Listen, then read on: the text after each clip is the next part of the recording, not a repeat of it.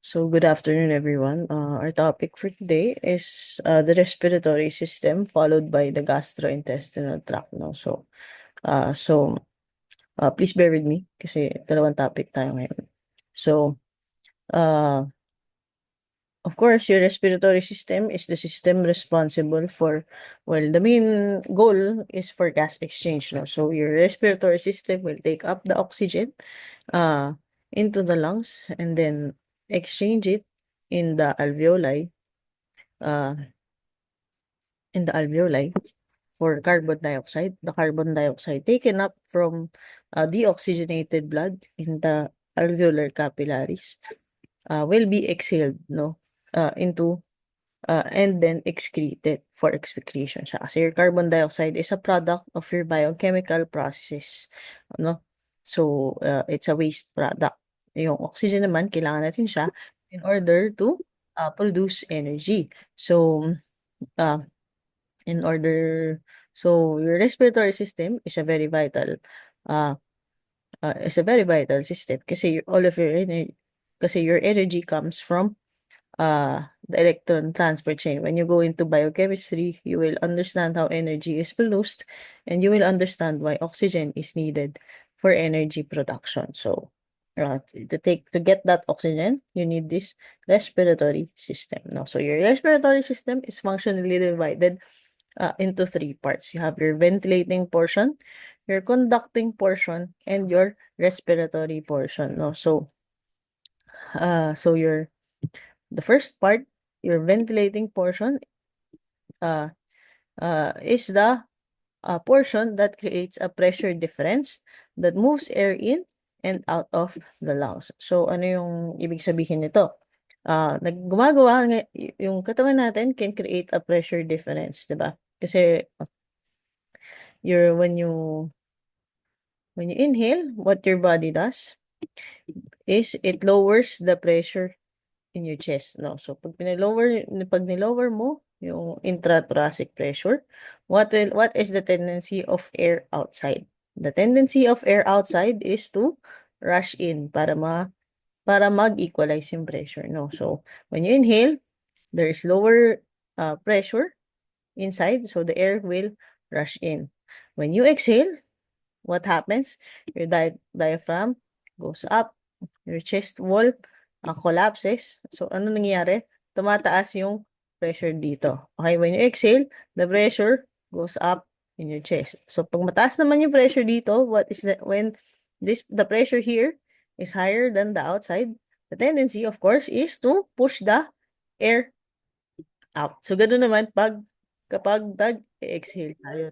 This pressure difference um, um, allows the air to move in and out of your lungs. So, ano yung mga parts of your body that is responsible in helping create this ventilating mechanism? Of course, your muscles of respiration. Ano ba yung muscles of respiration mo? The primary one, of course, is your diaphragm. Diba? This muscle here, this dome-shaped muscle over here. And then, of course, your intercostal muscles. Those are the muscles sa may ribs area mo. And you also have your scalenes kapag kapag nahihirapan ka na huminga. Your abdominal muscles also play a role, and as well as the elastic connective tissue that makes up your respiratory system. So, pero pinaka-important, of course, is your diaphragm. This is the primary muscle, no? Okay. Next division of your respiratory system is the conducting portion, no? So, the conducting portion of your respiratory system carries air to and from the site of exchange. So, basically, siya yung dinadaanan ng hangin. The conducting portion of the respiratory system also conditions the air in the process. So, abang dumadaan siya, dun sa conducting portion, the air is being filtered, it's being moistened, it's being warmed. Okay? So, ano yung conducting portions of the respiratory system? The conducting portions start from the nasal cavity. So, pag inhale mo pa lang, the air will be conducted through your respiratory tract until you reach the terminal bronchioles. Okay? Yung terminal bronchioles is the conducting portion. Okay? The hanggang terminal bronchioles yung conducting portion nun. Okay? So, dadaan siya from your nasal cavity, dadaan siya ng nasopharynx, oropharynx, laryngopharynx, dadaan siya ng larynx, dadaan siya ng trachea, dadaan siya ng bronchi. Pagdaan niya ng bronchi, the bronchi will split into smaller and smaller bronchi to bronchioles hanggang makarating ka ng terminal bronchioles. Okay, so hanggang sa terminal bronchioles, wala pang gas exchange na nangyayari. Okay, when gas exchange already occurs, you're already at the respiratory portion. Okay, at the respiratory portion, there is already gas exchange. Okay, there's exchange between oxygen and carbon dioxide. So, saan na nagsisimula itong respiratory portion? It starts at the respiratory bronchioles, and it includes your alveolar ducts and alveolar sacs until your alveoli. Okay? So, hanggang alveoli na tong respiratory portion. So, tandaan, ventilating mechanism creates a pressure difference. The conducting portion is yung parang tubes through which your air is carried para makarating siya to the respiratory portions. Okay? So, I forgot to mention the other roles of your conducting portion. No? So, it filters, moistens, and warms your air in the process. No? So, yung air kasi natin from the outside, usually malamig, di ba? Pero yung loob ng lungs natin, syempre, mainit yan. Core temperature yan eh. So, habang dumadaan siya, for example, sa nasal cavity, dadaan yan doon sa mga bony projections in our nasal cavity, iinit siya. Okay? At the same time, it becomes moist because your mucous membranes are always wet. No? So, and magwa-warm siya. So, para pagdating niya, doon sa loob ng lungs mo, it's already at the right temperature. So, hindi madadamage yung iyong internal organs. Okay? So, those are the three portions of your respiratory system. Okay? So, key thing to remember regarding your respiratory system is the wall structure is generally the same. Okay? So, you have a lining epithelium derived from endoderm. Okay? Endoderm na ngayon. Yung dati, dinidiscuss natin, puro ectoderm and mesoderm. So, respiratory system is derived from the endoderm. Okay? And then, beneath the lining epithelium is the lamina propria. The lamina propria contains mucous glands and sometimes cartilage. Okay? And then beneath the lamina propria is a smooth muscle layer and then a connective tissue layer underneath known as the adventitia. Okay? So, lining epithelium. Okay? The general lining epithelium of your respiratory system is described as pseudostratified, columnar, ciliated epithelium with gouted cells. Okay? Di ba? Pero okay lang kahit mahaba kasi lahat halos naman ng lining epithelium sa respiratory system, yan na yung sagot mo. Pag di mo alam, pseudostratified, columnar ciliated epithelium with goblet cells. Pag tinanong ka kung ano yung default answer when you're asked what type of epithelium lines this particular structure in the respiratory tract. Okay? Pseudostratified, alam natin, is simple epithelium. Ibig sabihin, one layer lang siya. It's falsely stratified because the nuclei are located on different levels. Iba yung nasa base, iba mataas ng konti. Pero actually, it's all one layer. And lahat ng cells mo is nakapatong sa basement membrane. Okay, you have a thick basement membrane dito sa ating respiratory tract. Okay, so you have a pseudostratified, columnar, ciliated. So, merong cilia. Okay, you have your cilia over here. And then, epithelium with goblet cells because you need lubrication, you need to produce mucus. Okay, so meron tayo ng tinatawag na mucociliary elevator, no? Ano yung ibig sabihin nun? Elevator kasi inaakyat niya. So para saan yung mucociliary elevator? For example, daanan to ng hangin. Okay? This is one wall, no? Merong pumasok na alikabok. Okay?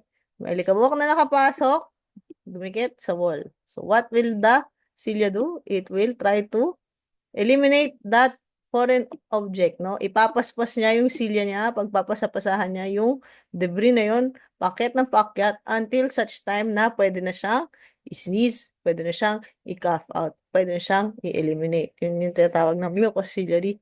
Yun yung tinatawag na mucociliary elevator. Okay? Para mag-remove ng foreign debris that accidentally enter your respiratory system. Okay?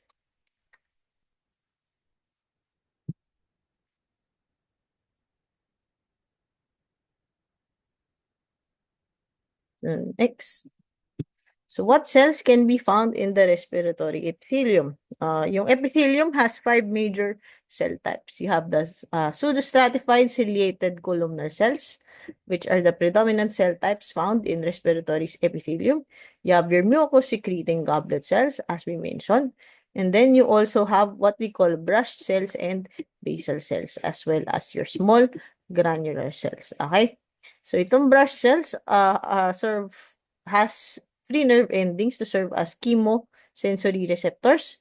Your basal cells are basal cells. So, mitotically active cells to. They serve as stem cells and progenitor cells for the epithelial cells. And small granular cells is a relatively minor type of cell that contains granules. And this one can change into another cell type and it's prone to what you call metaplasia. No? So, ang pinaka-important talaga dito is this one. Okay? Ciliated columnar epithelium. Okay? Ang itsura ng ating respiratory epithelium. Another look, di ba? You have cilia. Kaya sinabing ciliated epithelium. Here is your columnar cells, di ba?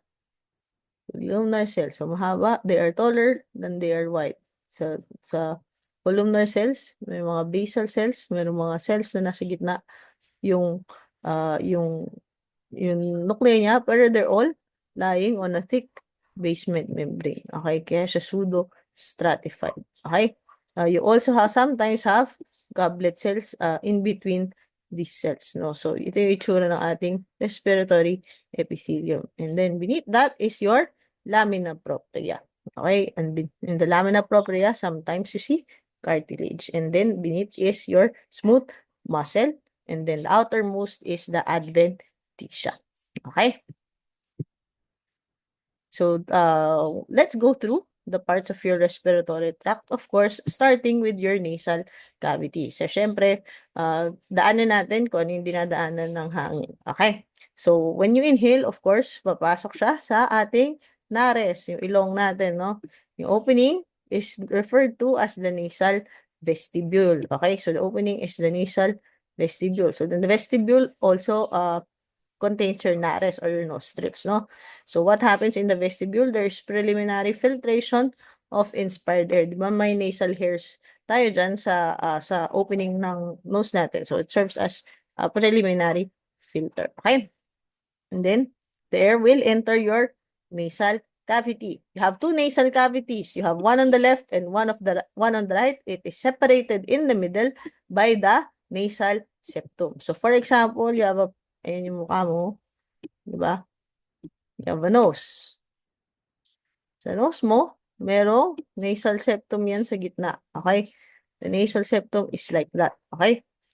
And then, on the nasal septum, there are 3 bone-like projections on each side. Okay? May isa, dalawa, tatlo. Okay? And here on this side, meron ulit isa, dalawa, tatlo. Okay? You have 3 bony projections referred to as the nasal conchi or concha kapag singular. Okay? You have 3. You have superior, you have middle, and your inferior. Superior, middle, and inferior nasal concha. Okay? This concha, ang purpose niya is to condition your air, no? So, kasi yung concha na yan, it's flesh, no? It's flesh, it's warm, it's moist, no? So, pag dumaan yung hangin dyan sa may area na may bony projections, iinit siya, magiging moist siya. Mako-condition niya ngayon yung inspired air mo. So, paglampas niya sa nasal concha, it's already warmer, it's already moistened. Okay? So, What else do you see in the internal nasal cavity? You also see yung tinatawag nating olfactory epithelium. Okay, so the olfactory epithelium is a specialized region of mucous membrane covering the roof, covering the superior concha at the roof of the nasal cavity. Okay, so zoom in natin, no?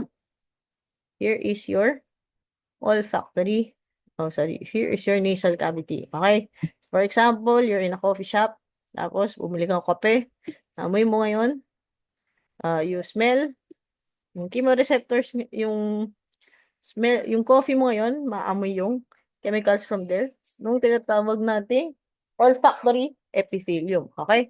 The olfactory epithelium is located here at the roof of your nasal cavity sa may superior nasal concha portion. No? Yung nerve endings from the olfactory nerve nandito sa may itaas. Okay?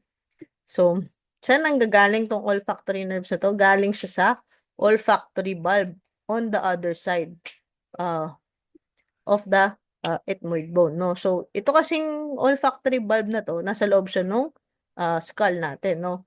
And then there is a plate in the middle. You call it the cribriform plate of the ethmoid bone, one of the bones of your skull. May mga butas-butas yung ethmoid bone na yan. Okay?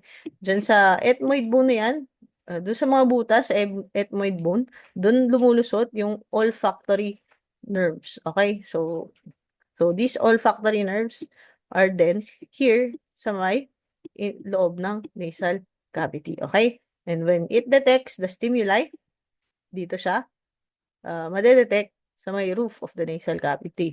Okay?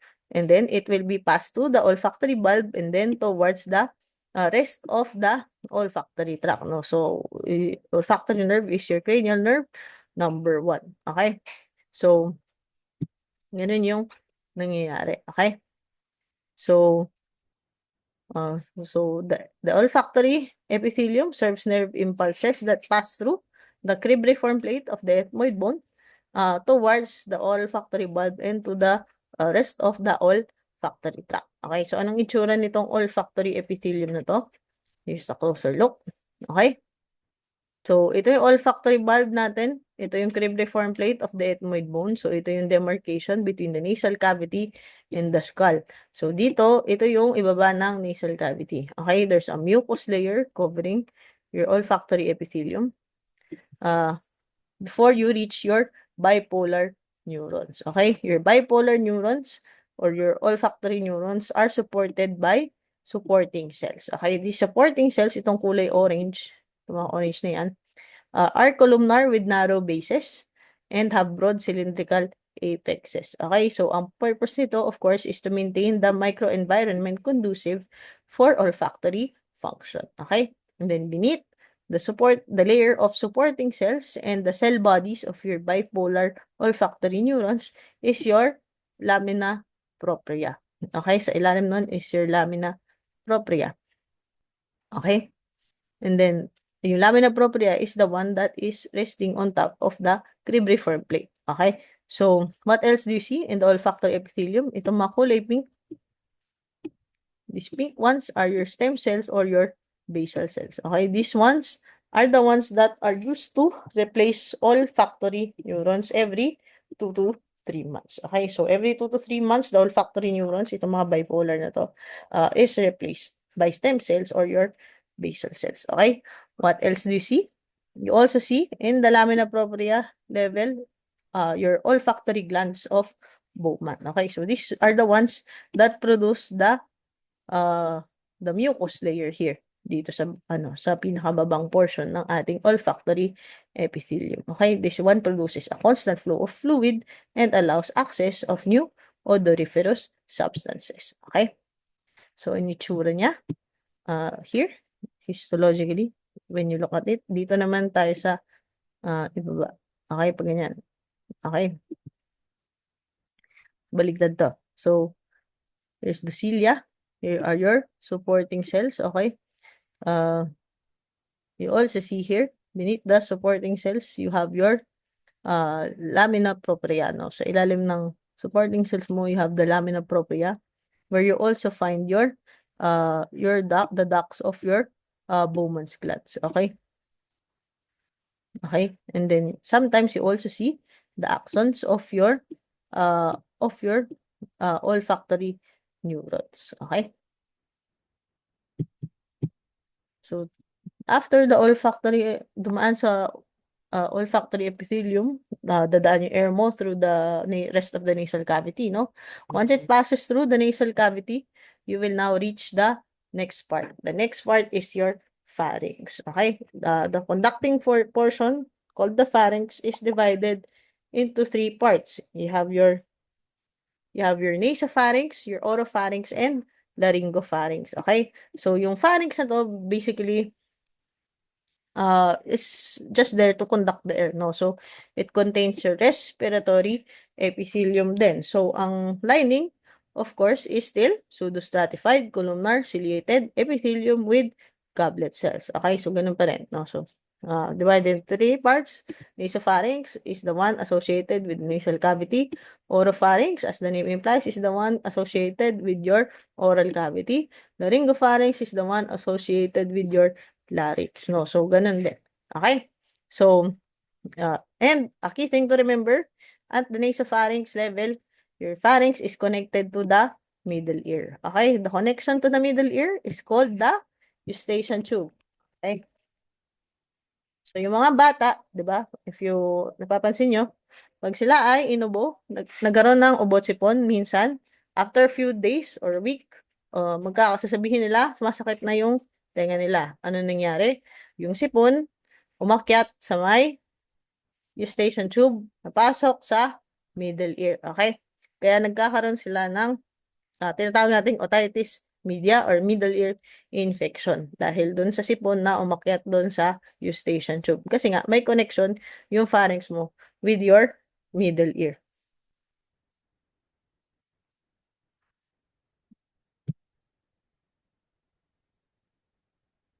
Okay?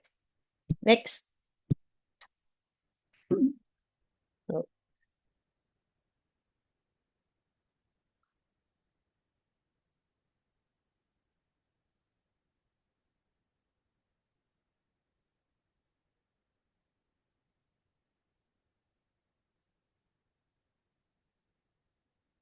sorry, wait lang.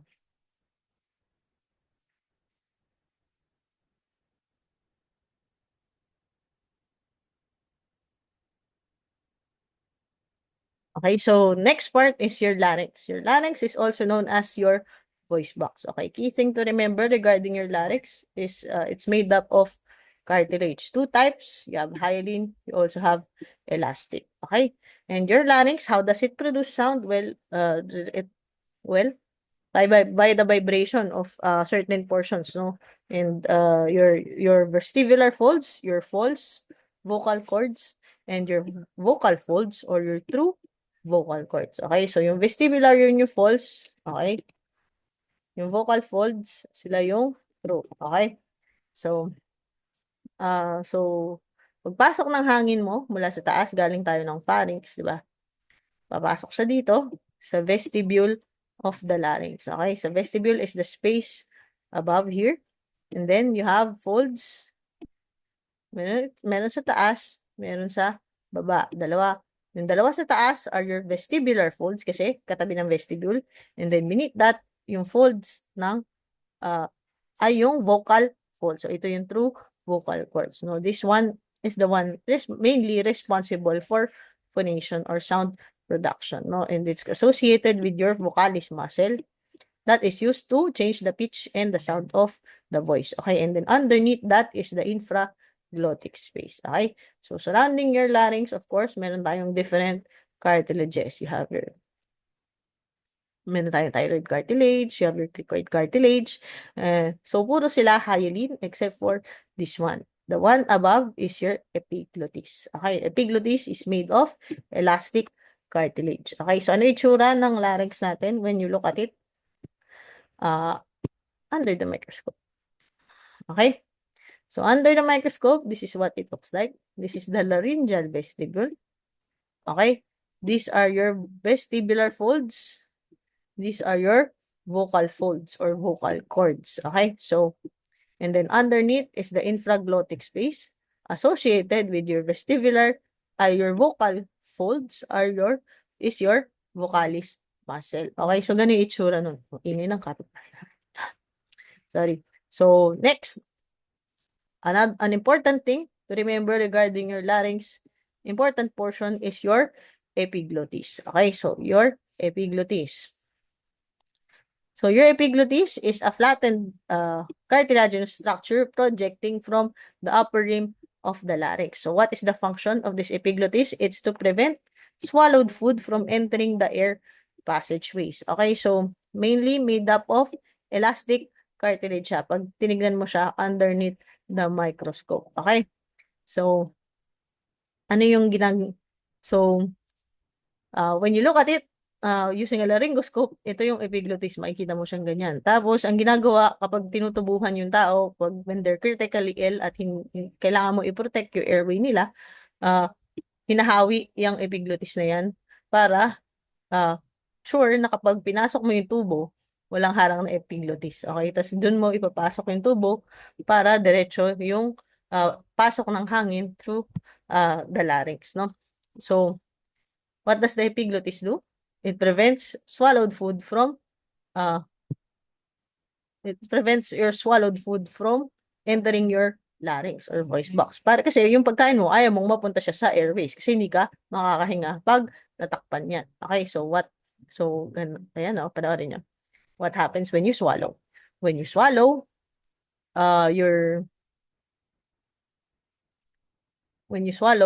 the epiglottis will close over the opening of the larynx, no? Para yung food mo, dire-diretso ang pagpasok niya sa esophagus. Okay? Kasi itong part na to is your trachea, di ba? It's the next portion of the conducting portion of the respiratory tract. The esophagus over here is a flattened muscular tube, no? So kapag kumakain ka, ang gagawin na epiglottis mo, it will close the opening para hindi siya accidentally makapunta sa airway. Kasi pag pumunta yun sa airway, hindi ka na makakahinga. No? Mahirapan ka ding ilabas yan. Okay? So, ganun yung ginagawa niya. Okay? Wait lang.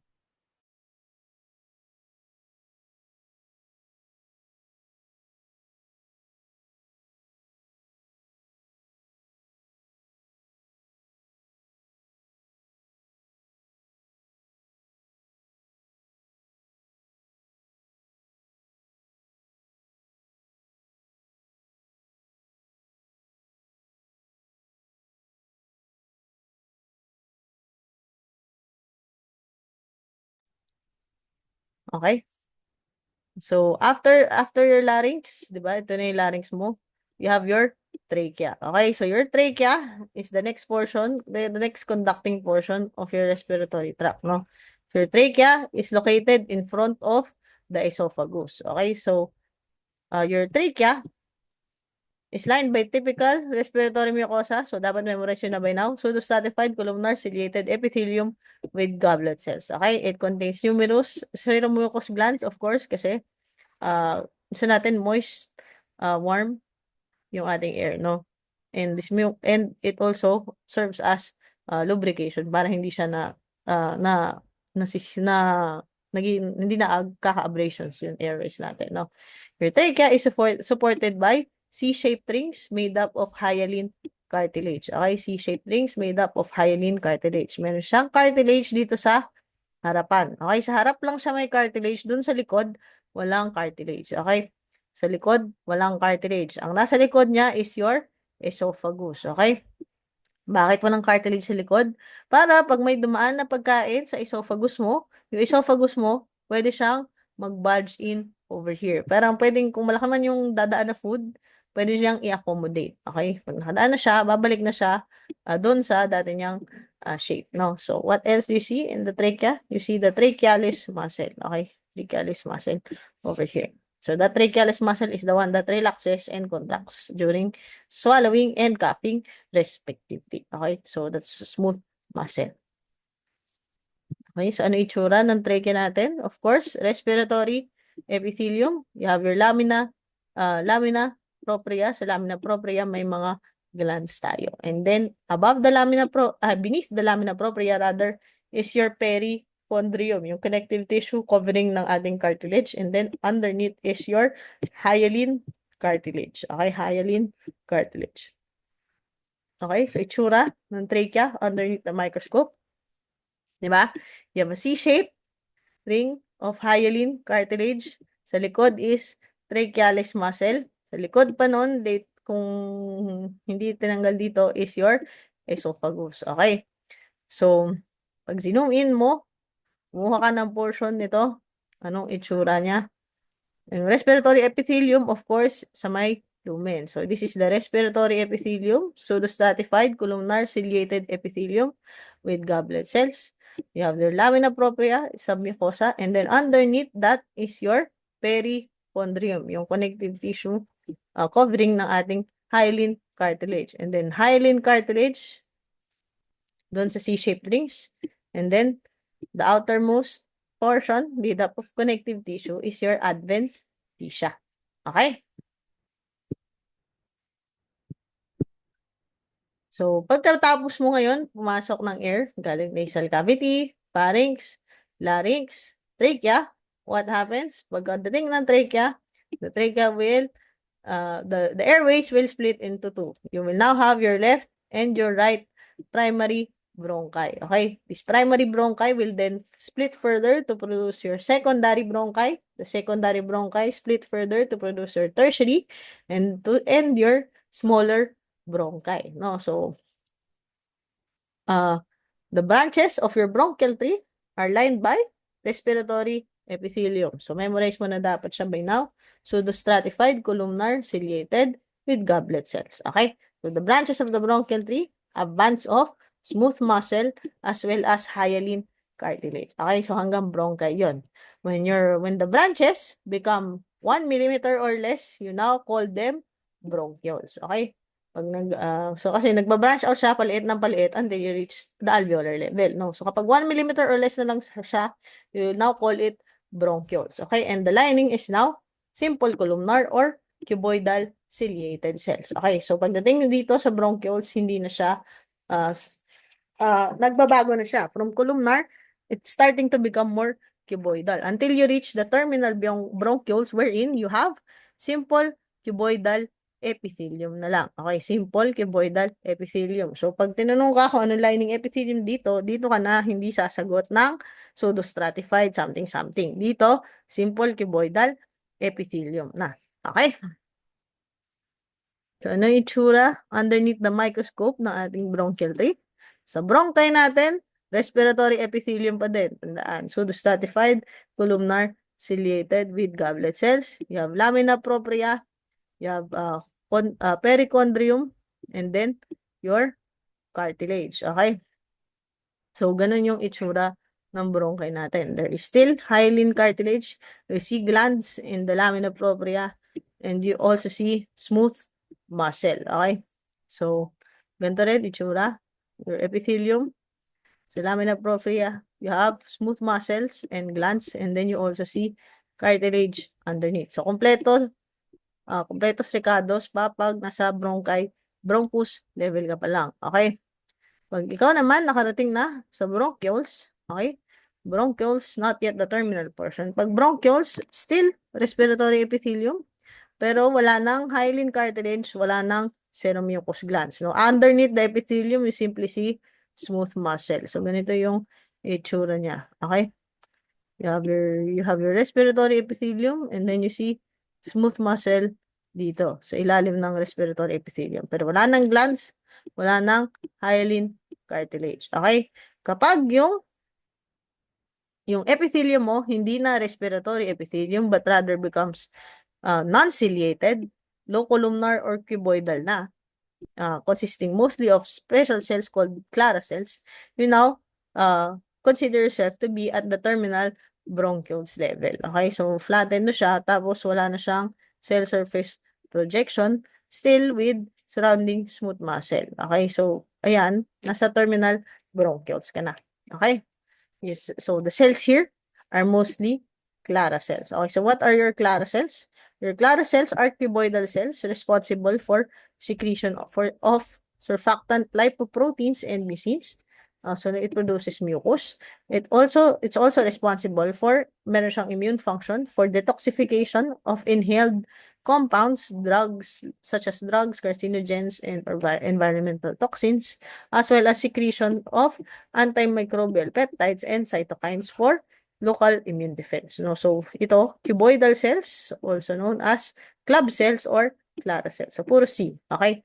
So these cells are found in the terminal bronchioles. Okay? After the terminal bronchioles, di ba, yun na yung last part of your conducting portion. Doon yung gas exchange starts at the level of the respiratory bronchioles until you reach the alveoli. Okay, so sa respiratory bronchioles kasi nagkakaroon ka na ng mga alveolar sacs doon, no?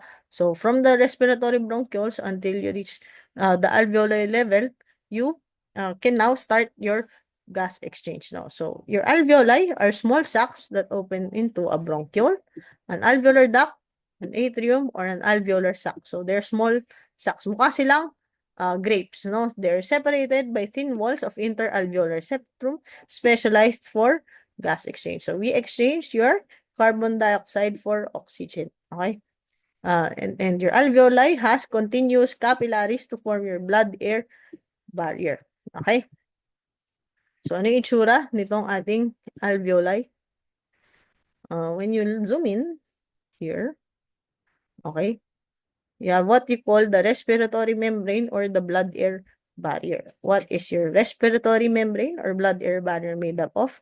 This is the alveoli, no? This is your capillary. Okay, sa capillary dito dumadaan yung red blood cells natin. Sa alveoli dito pumapasok yung ating oxygen, no? So,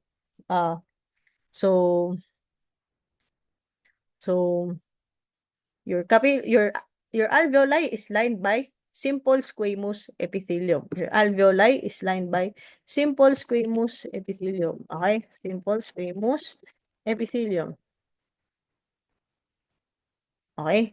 The simple squamous epithelium yung cells are called your type 1 pneumocytes. Pneumo kasi referring to the lungs. So your type 1 pneumocytes form a simple squamous epithelium lining your alveoli, no? So ito yon. This is a simple squamous alveolar cell, no? Simple squamous type 1 pneumocyte. It is attached to a basement membrane, okay?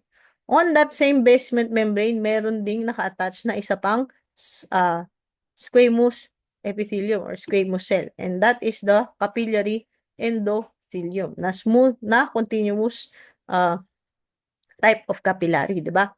So, meron kang simple epithelium here, meron kang simple epithelium here. They both lie on a fused basement membrane. So, yung basement membrane nila iisa. Okay? So, you have a cells over here, lying on the same basement membrane. Okay, itong tatlong to, the combination of these three form your respiratory membrane or your blood-air barrier. Okay, so ano yung components niya? Your alveolar epithelium, the fused basement membrane, and then the capillary endothelium. Okay? So, ano yung blood-air barrier? Zoom in natin.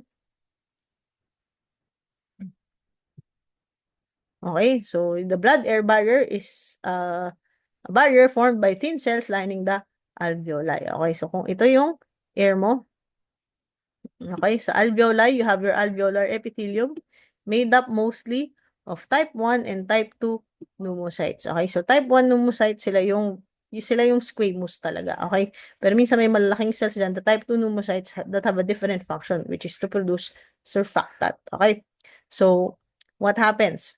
You have type 1 pneumocytes na manipis. On the other side of the basement membrane, you have your capillary endothelium na simple squamous din. And then, in between is the fused basement membrane of the thin alveolar cells and the endothelial cells. Okay, so this is the blood-air barrier or the respiratory membrane. Okay? So, ano yung itsura? So, ano yung different alveolar cells? You have your type 1 pneumocytes. Ito yung thin cells that form the blood-air barrier, that help form the blood-air barrier. And then you have your type 2 pneumocytes. Your type 2 pneumocytes are the larger cells. They are secretory cells that secrete surface surfactant. Okay, so para saan tong surface surfactant? This surfactant decreases surface tension and prevents your alveoli from collapsing. Okay, kasi yung alveoli mo, di ba ganyan yung itsura ng, ito yung itsura ng alveoli, no? Ganito yung itsura ng alveoli mo. So, natural tendency of your alveoli is actually to collapse, no? So, pag nakakollapse siya, magdidikit-dikit yung walls na yan na ganyan, okay? So, pag nagkadikit na yan, parang magiging adherent na sila sa isa't isa because of surface tension, no? Pero kapag meron kang surfactant, meron kang parang lubrication in between, kapag nag-inspire ka ng air, mas madali mo silang mapapaghiwalay. Okay? Yung mga walls nitong mga alveoli mo. So, this surfactant is actually very important for survival. So, yung mga babies, when they do not have, when they are born prematurely, hindi pa developed yung lungs nila fully kapag premature sila pinanganak. So, lang sila ng pulmonary surfactant, no? Kapag wala silang surfactant, their alveoli will tend to collapse. At pag nagko-collapse yung alveoli nila, hindi nag-e-expand, hindi nagkakaroon ng gas exchange. So, anong ginagawa sa mga baby na premature? Sila ay kino-confine sa ospital, 'di ba? Kailangan sila ay naka-incubator. Ginagawa, sinusuportahan sila waiting and they're under observation until waiting for their lungs to mature. So nakakauwi na sila kapag na-assess na they're able to breathe on their own kasi meron na silang enough surfactant produced, no? So nag-mature na yung lungs nila enough to produce enough surfactant and they will be able to breathe freely without their alveoli collapsing. Okay? So, ano yung itsura ng alveoli under the microscope? Okay? So, ito, respiratory bronchiole to. You have your alveolar ducts. Okay? And then, alveolar sacs yan. No? So, ito yung mga walls ng ating mga alveoli. No? So itong mga empty spaces na to, those are all passages for air. No? So, maliliit lang talaga siya. Kasi nga, di ba, puro simple epithelium lang naman itong ating alveolar epithelium. So, ganyan lang talaga siya. Okay? Mostly empty space. Okay? So, alveolar duct connected to alveolar sac. Tapos, ito yung walls mo. No? And then, you have tiny capillaries for gas exchange. Okay?